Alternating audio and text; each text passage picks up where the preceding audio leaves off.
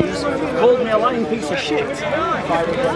So, this is the person that my Christian brother interrupted. Yeah, but which part of that is not true? Then my question. Anyway, just before you carry on, I'll leave you to him. If you want more information on what I'm about. Yeah, I'll come find you. But wisdom, you're not going to get it here.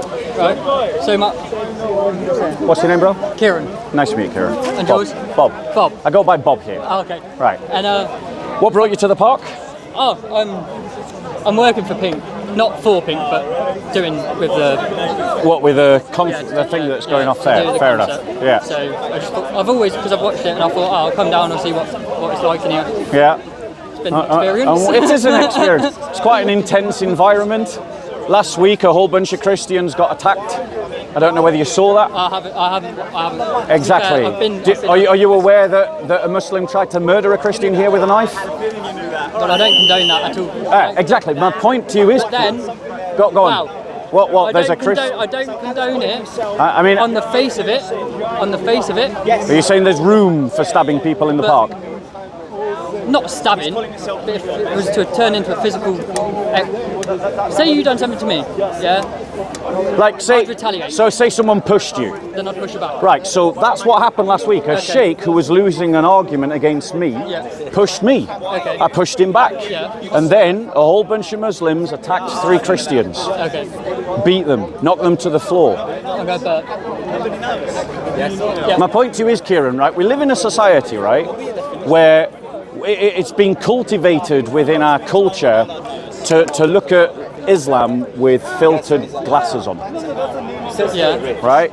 Where criticism of Islam is something that leads people to say, oh, you're bigoted or you're prejudiced or you've got Islamophobia. But criticism of Christianity doesn't receive the same condemnation or the same criticism. And the reason for that is because the elites, the people that have control of the media, the control of the economy, the control of the government, they benefit from the fact that they benefit from a lack of civil strife. Okay. But the result of that is that crimes are being overlooked in this country, perpetrated on the basis, yes, of course, on the basis of Christophobic prejudice against Christians by some Muslims. Please note I said some, not all. Because there are some Muslims that have a deep-rooted Christophobia. But there's some. And they actually represent. Christians that have a deep-rooted Islamophobia. Yes. Who would walk down the street and see a Muslim and would attack the Muslim just for being a Muslim. Can you evidence that claim? Huh? Can you evidence that claim? No, I'm not saying it's happened. But I'm saying right. But here's the thing. Some Christians Here's the thing. will walk down Here's the thing. Here's the thing. Just last Sunday. You can see on Soko Films, you can see on Revelation 22, Muslims attack a bunch of Christians in this park. You can Google the persecution of Christians right throughout the Middle East, right throughout the Muslim world. Pick any Muslim country at random. I challenge you to do it right now. Pick any Muslim country at random and just type Christians persecuted in such and such a country and see what comes up. Let's go. It's a big Muslim country. Pick Indonesia, that's the biggest. Okay. Peace with you all. Good to see you. Persecuted Christians, Indonesia. Spell sorry, Persecuted. Christian persecution. Right? And you found something, look. According to the United States Commission on International Religious Freedoms, Christians in Burma, China, don't know where that is. Pakistan, India, Russia, Saudi Arabia, Syria, and Vietnam. But if you want to find sorry, I'm just trying to help you. Can I move down? Yeah. There you go. Praying for persecuted Christians in Indonesia. Click on that. Here you go. You pick that country. Peace be with you, brother. All right. I'll always have more water today. Okay, about 10 minutes. Thank you. Signal. Right. Too many people. My point is, Kieran, do this research at home. Just do this thought experiment. Get a dartboard of the Islamic world, chuck an arrow at it, see which country it lands in, then Google persecuted Christians in country X, like you did with Indonesia. And you're going to find in every single one, Christians are being persecuted. Weren't other religions, while Christianity was at its peak, i.e. the Crusades, and stuff like Do you that. know what? Do you know were, what? Were Yeah. other religions, whilst they were on their crusades, Yeah. attacked? So let me reply to that. Do you know what the Crusades were about? Well, they were supposed to be to protect pilgrims on their pilgrimage. Exactly. They were a But then they response. got- One second. They were a response to 7 centuries of Islamic aggression. Syria was a Christian country when Muslims conquered it. Egypt was a Christian country when Muslims conquered it. What we call Algeria today was a Christian country when Muslims conquered it. Cyprus was a Christian country when Muslims conquered it. Sicily was a Christian country when Muslims conquered it. Portugal, Spain, and France were all Christian Didn't countries. Christians kick the Jews out of Portugal and Spain, and the Muslims We will give them a place come. to stay. I'll deal with that. But firstly, so why is the persecution of Christians in a Muslim country wrong? But back in the day, Christians persecuted Jews for being in a country. So why is it when a Muslim talks about Islamophobia, you don't point out their persecution of Christians? Because every religion has its downfall. But why don't you do that? You just did it to me. I'm accepting that there's persecution of Christians in Islamic countries, but my argument is it was done to other religions. Let me reply. In history. Yeah. Why is it now an issue? Because it's happening to the Christians, but the Christians were perfectly. Are you saying it's not an issue? Are you saying we shouldn't care? No, I'm not saying we shouldn't care. I'm saying So it's wrong. what we're saying is we shouldn't be as fervent in opposing persecution today because of persecution that happened 1,000 years ago. No, what I'm saying is the persecution then was wrong, and the persecution now is Right. wrong. So are we living now or 1,000 years ago? Well, we're living now. So what should we be talking about? The persecution is happening now. Right. And who's that happening to? Oh, Christians. There you go. But my argument is, the whole thing stems, right? Karma. So we Christians deserve it. No, I'm not saying they deserve it.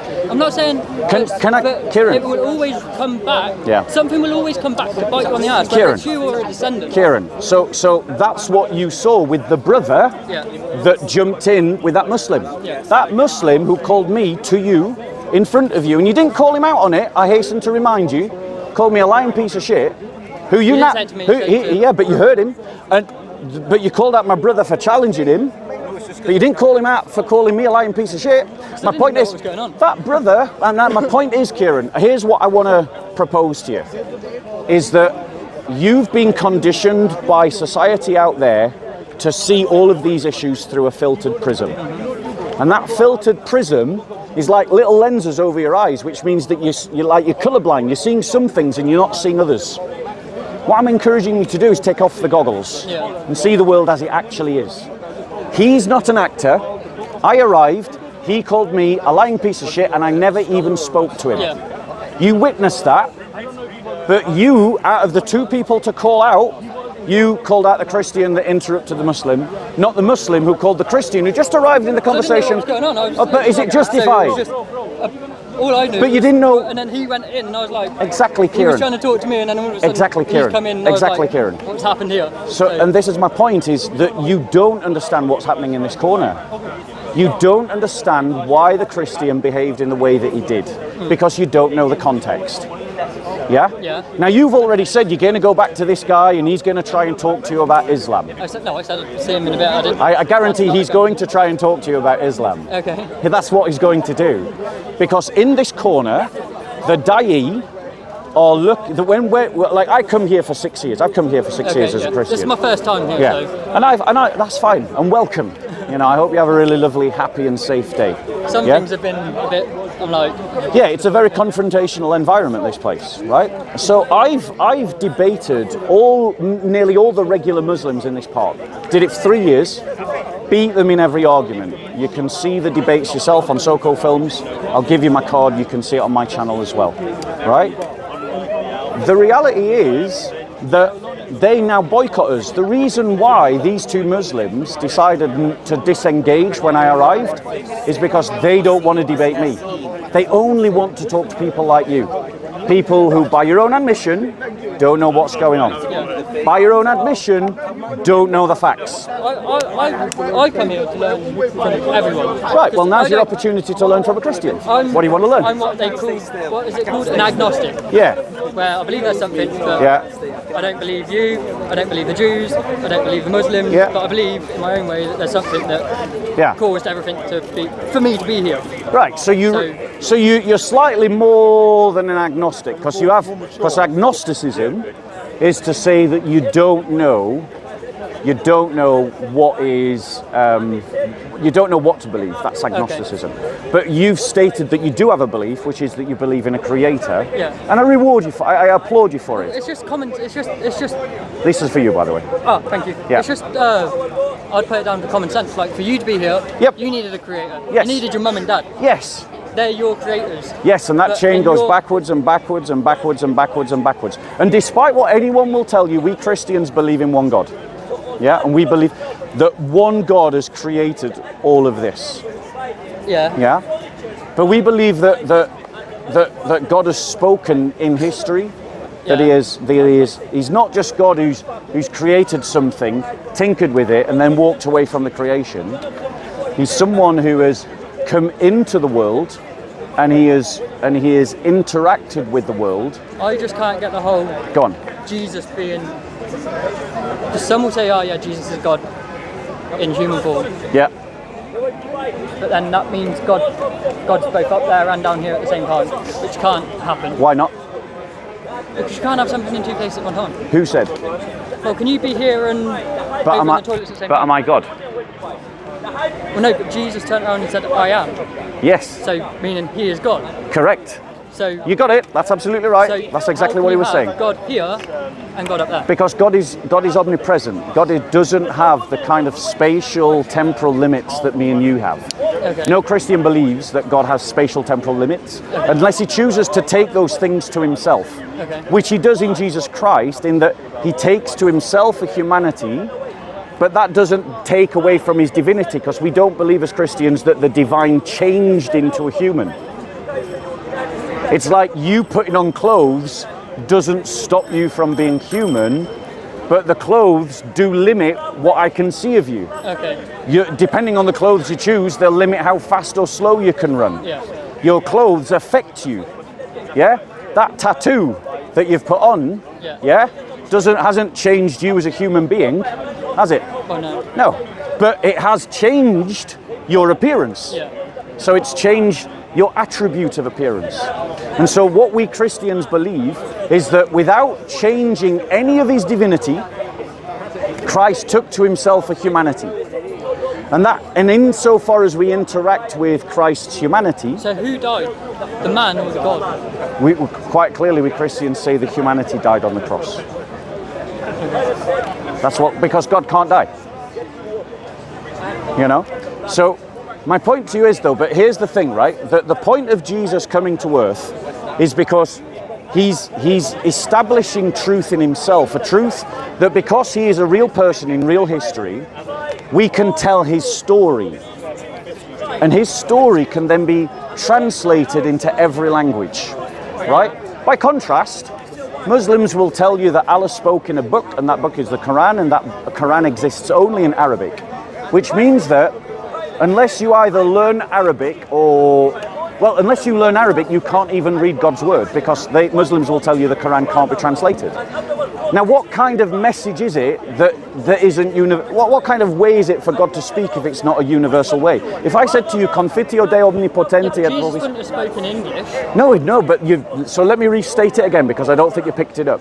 The fact that Jesus became a human being meant that other people could tell his story. Yeah. It's his story that is the message. Yeah. It's the life of Jesus that is the message. The words are part of that life, but it's the actual life itself that is the message. But the message is a translation as well. The message is a translation of translation. So the message is a person, not a book. If you're thinking that the Christian faith is saying, believe in a book, that's not what I'm inviting you to do. As a Christian, I'm inviting you to believe in a real historical you're person. asking to believe in Jesus, but to believe in Jesus, you need to read about Jesus. Do you think the first Christians read about Jesus? Oh, no, they would have been taught by Jesus. But were they Christians? Oh, no, they were Jews. No. No, they were Gentiles. No. So the first Christians were followers of the Messiah. They were Jewish. Yeah. But they called themselves Christians. Okay. Or well, rather, they were called Christians and they took that name to themselves. And they did that while it was still a Jewish community. So they were Jewish by ethnicity, they were Christian by religion. Okay. Right? But my point to you is, they didn't read a book to believe in Jesus. And actually, the very first Christians that they went on to convert didn't have a New Testament. Yeah. What they had was the teaching of the apostles. So the kind of faith that I'm inviting you to is not like Islam. I'm inviting you to a different kind of faith, to Islam. And the biggest argument go I on. have is Mark, Luke, John. Yep. There's another one, Matthew. Who were they? Right. Because So they weren't eyewitnesses. There is no way that they were eyewitnesses. how do you know that? Because when was it written down? Right, hold on one second. How long have you been alive? 24 years. Right. Can you write about something that happened 10 years ago? Yeah. Let's say, God willing, you live into your 60s. Yeah. Can you write something that happened 30 years ago? Yeah. Were you an eyewitness? What, 30 years from now? 30 years ago from today? Yeah. No. I No, can't. so you're saying, well, so hold on one second. So you're saying that you can't write about an event that you experienced 30 years ago If as I an was- eyewitness? If I was alive 30 Yeah. years ago, then yes. Right, but that's what I'm saying to you. If you're 60 years old, let's say, and you write about something that you experienced 30 years ago, Yeah. is it fair to say it was an eyewitness account? Well, yeah, it could be, yeah. Right. So, in terms of Matthew and John, that's exactly what they are. Okay. They were So eyewitnesses, that's 50%. right? So, Mark and Luke were written. So, Mark, we know, was the traveling companion of Peter. He was as it were, the church fathers call him the translator of Peter. Okay. And what that means is he heard Peter's sermons. Peter was the eyewitness. Yeah. Mark was not the eyewitness, but Mark heard the sermons of Peter and then wrote them down. And that's why we call Mark's gospel Mark, right? Luke was a traveling companion of Paul and the other apostles like Barnabas, but particularly Paul. And with Paul, he would have met the other apostles who are eyewitnesses. And he, out of all the apostles, does a more deliberate collecting of the stories that are known in the community and putting them together in a chronological order, because he's writing for someone who... Why is there contradictions in, Right. say, Matthew to John? Yeah. Say Matthew might say, Yeah. I don't know off by heart. Yeah. So I'm just going to throw something random. Say, Right. Matthew might say, yes. Jesus took 4 fish Yes. and turned them into Yep. to feed the 500. Yeah. But John says he took 7 fish. Yes. So why is there the contradiction? Okay, If so- one's an eyewitness and one's basically an eyewitness of an eyewitness, Yeah. then surely they should be the same. Right, so that's a fair question. I'll give you a fair answer. You can actually see something equivalent to this. If you go and look at our videos and other people's videos about the same event, they capture different parts of the picture. So if from one picture you might see 20 people were involved in something. Yeah. From another picture it might look like 18, or Yeah. from another one it might only look like 7. Yeah. From another one it might look 5. From the perspective, yeah. From the perspective, right? The other point is that all of the cameramen in this corner, except for this one, right, all of them edit their videos. Okay. So he's the only one that doesn't do any editing on his So you just videos. made you edit your videos? Yeah, of course. I'm not denying it. There's nothing wrong with editing your videos. What's wrong with that? Oh, yeah. Exactly. Well, Yeah, it you're depends what looking. It depends what you're editing. But So, yeah. so my point is, when someone edits a video, they're editing a video because they're trying to focus in on a narrative. They're trying to highlight a particular point. Yeah. So they're drawing something to the fore. So if you look at Revelation 22's video of last week's attack, Yeah. right? He edits the video to emphasize the fact that I was pushed first. Okay. It's a fact, I was pushed first. But he edits the video to emphasize, to underline, to underscore, to highlight the fact that I was pushed first.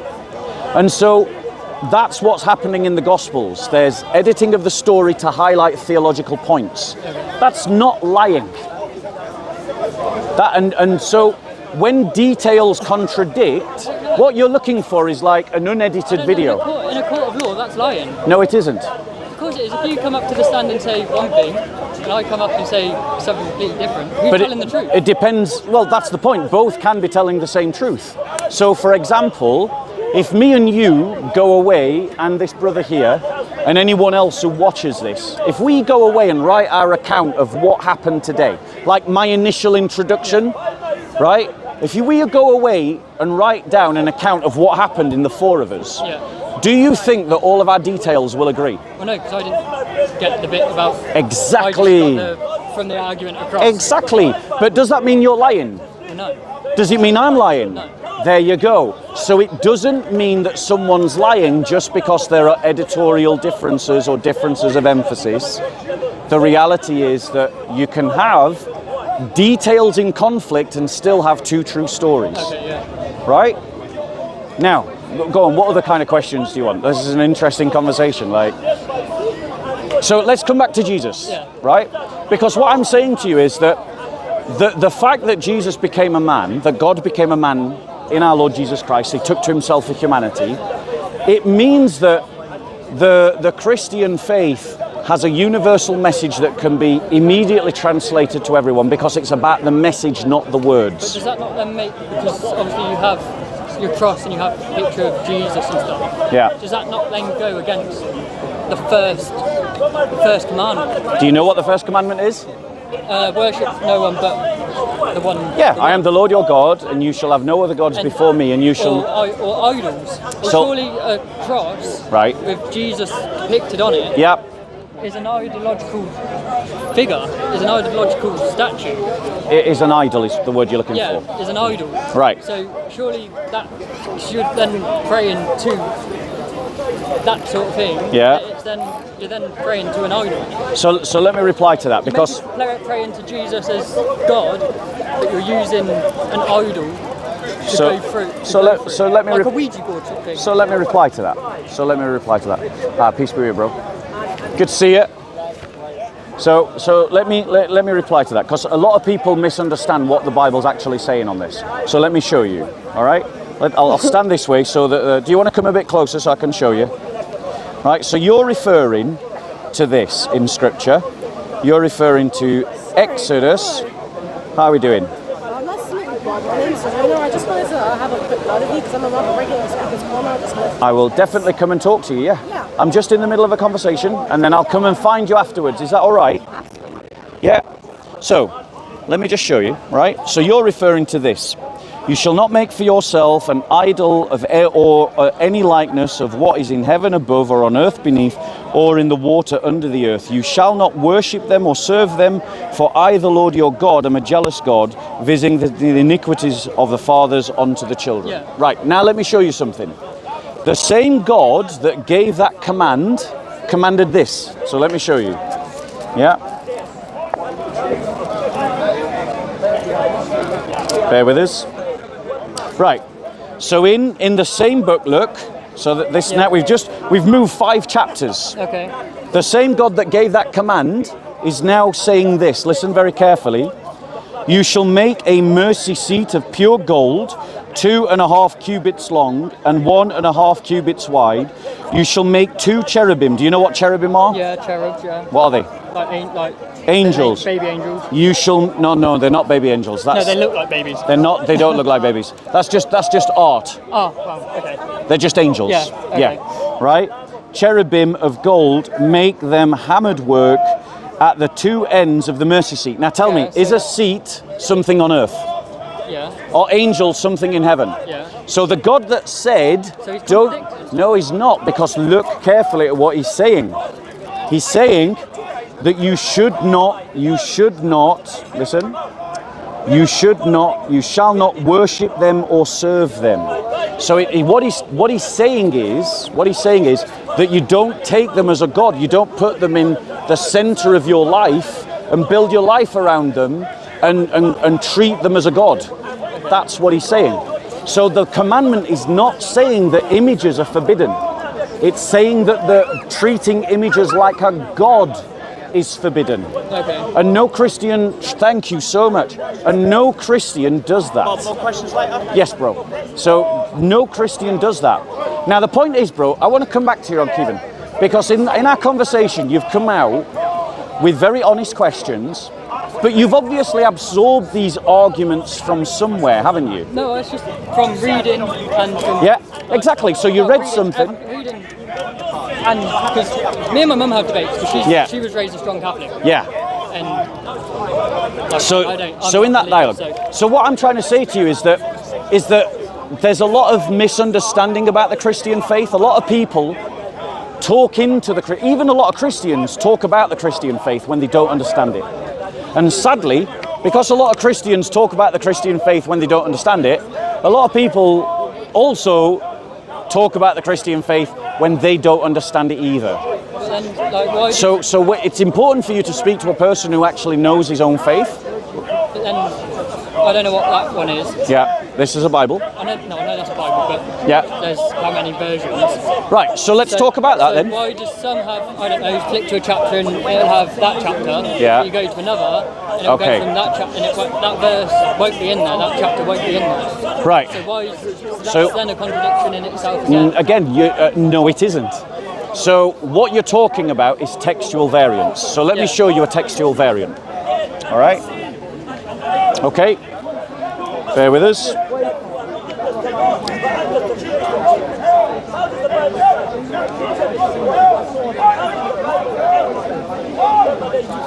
Bear with us 1 second.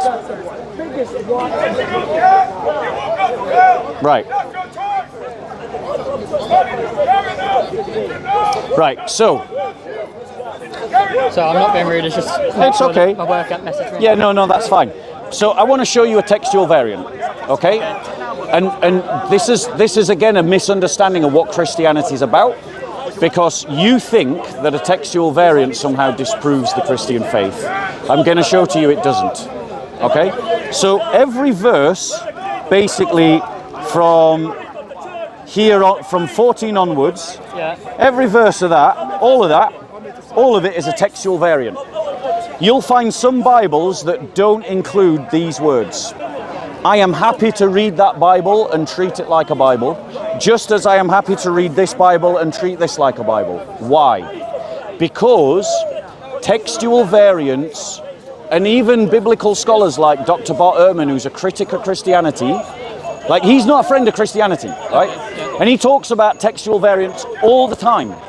But even he says that no textual variant of any kind in the New Testament affect any doctrine of the Christian faith. None. And I've just shown you a whopper, right? It's how many verses? 19 verses. 14, 15, 16, 17, 18. 6 verses. And not a single Christian doctrine is fundamentally affected by that teaching. Do you know why? Because every Christian doctrine that I believe in rests upon more than one verse of the Bible. Yeah, but it's not just the one. It's not just the one verse. That's the quote from Bart Ehrman. The position I argue for him is quoting Jesus does not actually stand at odds with the professor. That's a good position. That the essential Christian beliefs are not affected by the textual variants in the manuscript tradition of the New Testament. And he's an enemy of Christianity. He's an enemy of Christianity. Yeah. Listen to this man. So my point to you is, the brother's just read you quote. As you can see, there are Christians who come down here, and we tackle these Muslims in this park every single week, like that one there. Like, we know one another. Like, that's why he referred to me as a lying bag of shit, because he knows me, right? Not because I am a lying bag of shit, but he knows my face, right? So my point to you is that the brother just showed you the very scholar that's known for talking about textual variants. Do you want to stand this way so I'm in the sun and you can... There you go. Right? So he's talking about the textual variants, and he's saying that nothing about the Christian faith is affected by them, because everything that I believe as a Christian is found in multiple verses. The more verses that are missing, surely that detract. Yes, you've got it. devalues. Yeah. Yes. Devalues the authenticity and the and the teachings that are coming from that book. So if I had a cup of orange juice, pure orange juice, undiluted, and then I poured in a whole lot of water, at some point that water would overtake the orange juice. You're absolutely right that if it was the case that lots and lots and lots and lots and lots and lots of verses had vanished, then our faith would be lost. But then does it not throw the can I finish? Sorry, But every study of textual variants, every study of the textual variants of the New Testament shows that the problem that Christians have is not that we've lost lots of verses, but we've gained some extra verses, and the extra verses that we've gained, we can identify, we can say what they are, where they are, and like we can point them out. So that's actually the problem that we have. The actual problem that Christians face is not that we lost lots of verses, it's that we've gained a handful of verses that we now recognize were added later. But is that so? Like that one I just showed you. So you saying about one being added? Yeah. What's to say that you don't write a verse? Yeah.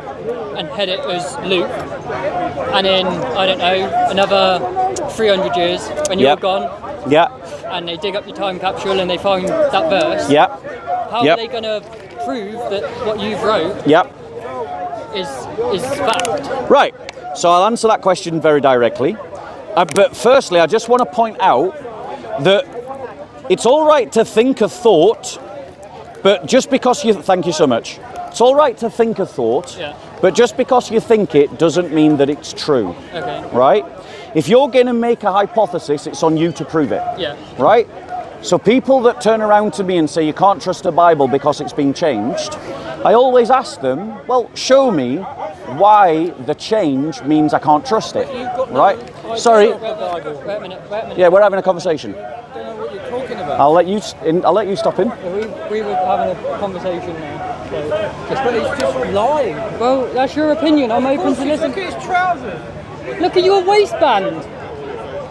What's his trousers got to do with? What's his appearance got to do with anything?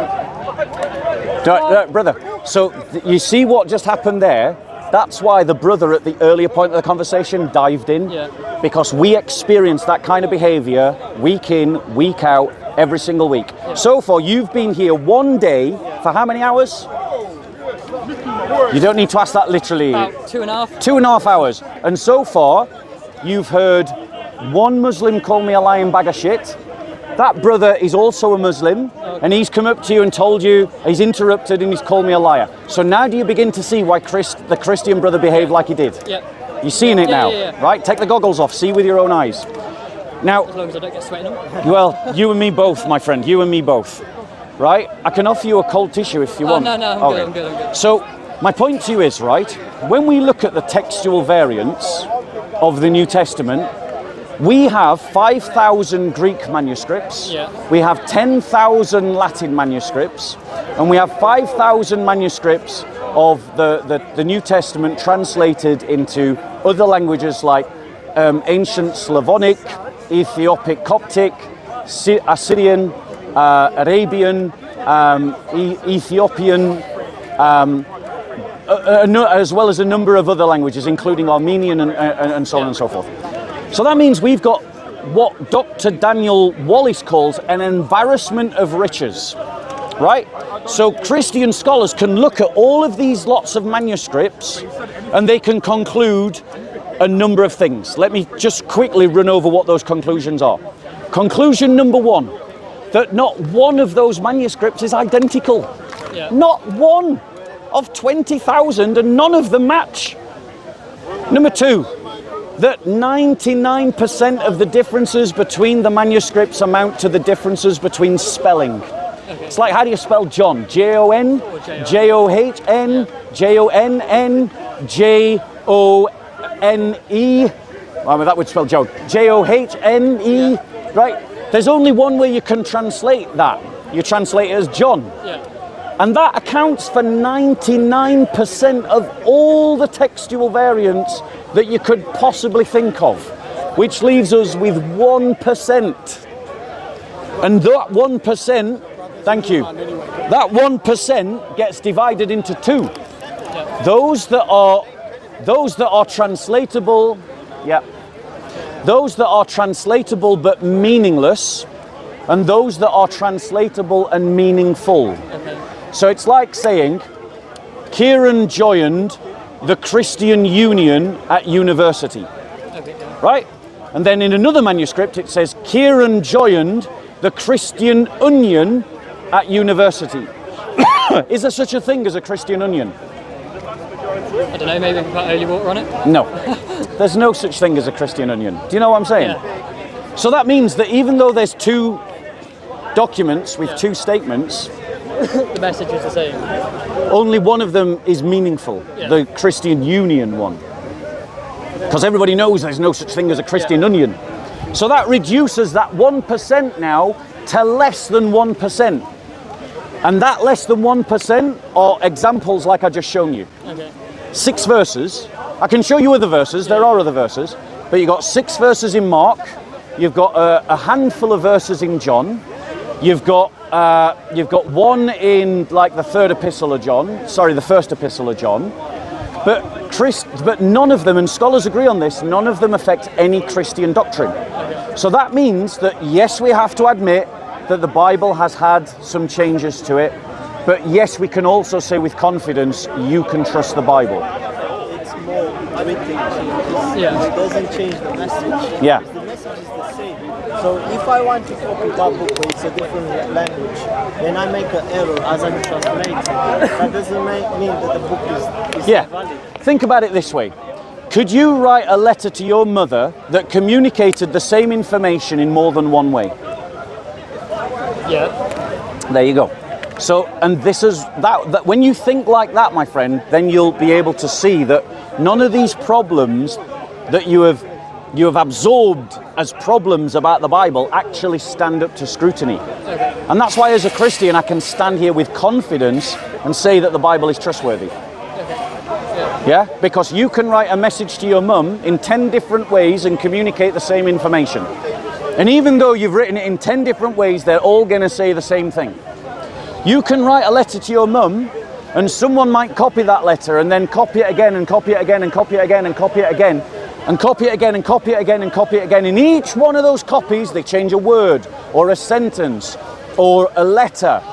But if someone comes along with about an ounce in their head, they can get those 10 documents, they can compare all the 10 documents, and because the changes don't match, they can identify what was the original letter. And that's what Christians do. Yeah? Dr.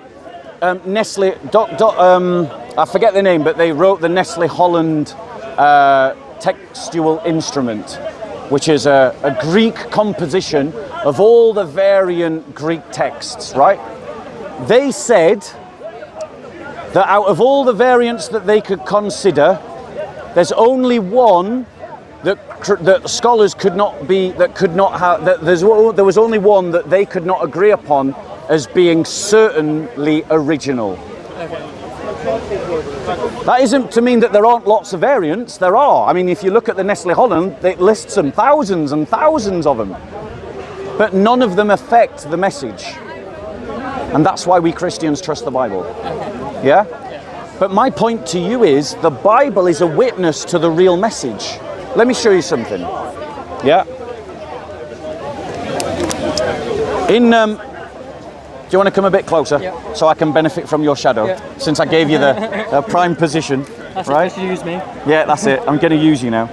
Right, so this is the Christian perspective. If you want to understand Christianity, what Christianity is, you've got to see it for what it really is, and this is what it says.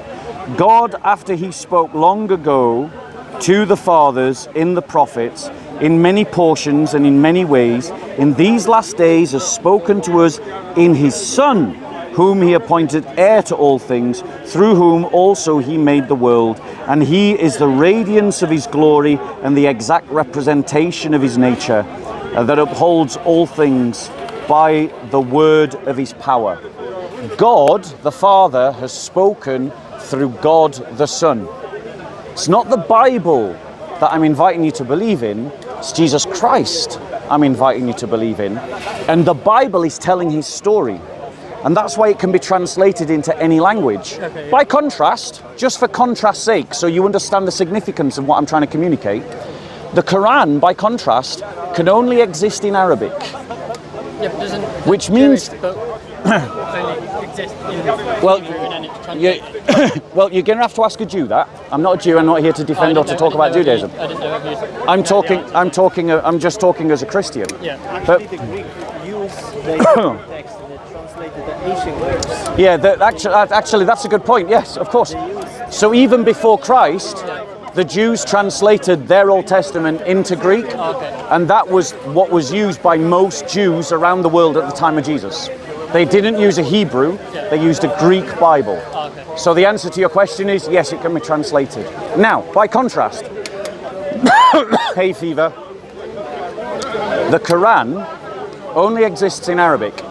And so what you see, wherever Islam has dominated, you see Arabization. Yeah. Do you want to stand a bit closer?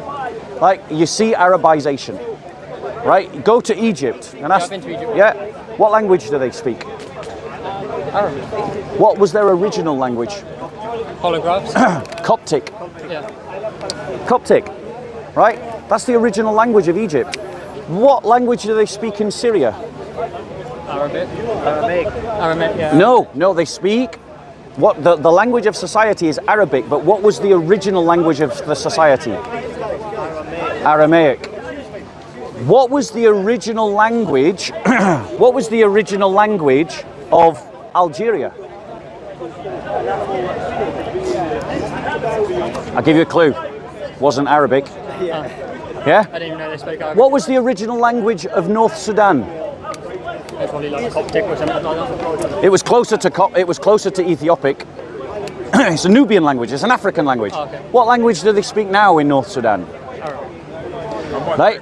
The thing about Islam is that it results in Arabization because Muslims say the Quran can't be translated. Christians say that that we English Christians, we don't have to become like a Palestinian Jew. We don't have to start speaking Aramaic. Why? Because the message can be translated. Sorry. Hay fever. No, it's just, I'll have this coughing fit and then it'll pass. I have a reaction to the pollen and then my body somehow gets used to it. This morning, all good. The things I do for you, Kieran. Things I do for you, bro. Right?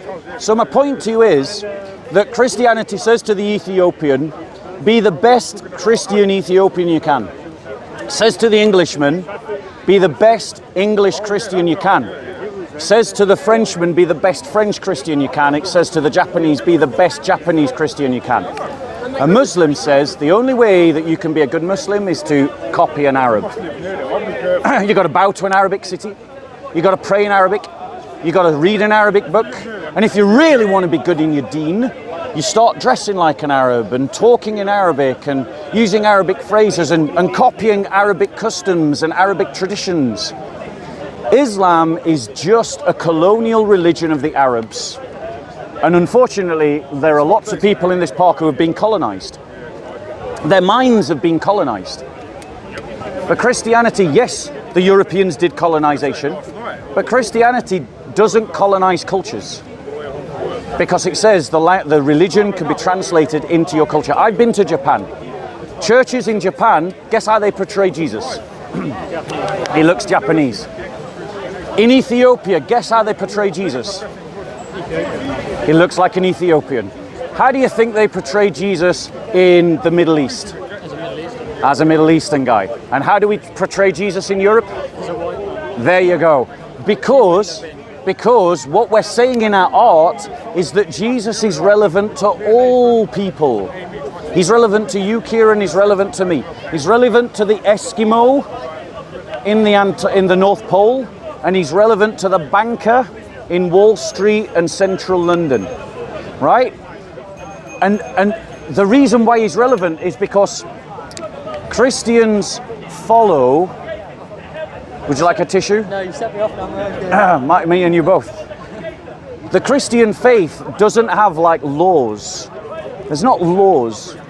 Sharia by contrast, Islam by contrast, it's all about laws. There's a way to go to the toilet. There's a way to put your shoe on. There's a way to put your trousers on. There's a way to do all of these things. And incidentally, they're all like an Arab man, right? But Christianity says, no, love as best you can in your culture. So what it means for you to love in your life looks different from what it means for a banker to love, or what an Eskimo looks like when he loves in his cold, plantless context. Do you see what I'm saying? Yeah. So our faith is universal, it's for all mankind. Islam, by contrast, says that it's for all mankind, but really it says you've all got to be more Arab. You've all got to be more Arab. Yeah? Incidentally, the same Muslims who'll tell you that I worship 3 gods are lying to you, by the way, because I don't. Can I ask you a favor, Kieran? Well, it's Jesus. Yeah, can I ask you a favor? Go on, ask your question. Holy Spirit. They're not equal. They're not one, are they? They are one. I mean, it was invented during the Byzantine Empire. Yeah. You don't really know that, young friend. I don't want to break up all these. Holy Ghost and Mother Mary. That's the truth. Yeah. So my point to you is that all I'm going to ask you, Kieran, is this. Just one favor to ask you. Like, I'm not telling you what to believe. I'm not telling you what conclusions to come to. Feel free to do your open investigation. All I would ask you to do is this. If anyone who is not a Christian tells you something about Christianity, come and talk to me about it. You know where I am, you know where you can find me. So if someone says to you, the Bible's been changed, Christians believe in 3 gods, and they believe in contradictory things like God died, or, you know, that they worship Mary as a god, or stuff like that. Yeah. If anyone says anything like that, come and talk to me about it. So why, yeah, If that's a fair, is that a fair request? Oh no, that was he stayed but later then with the don't girl. I don't know which branch of Christianity it is. Do pray to Mary. Right, so there's a difference between prayer and there's a difference between what we call glorification. But if you're praying to God. You're supposed to be praying to God. According to who? Is that not what the whole point of prayer is? Is So- to connect with God. So let me answer that question. Yeah, let's come a bit like, right. So the Christians, there's a distinction between prayer and glorification. Okay.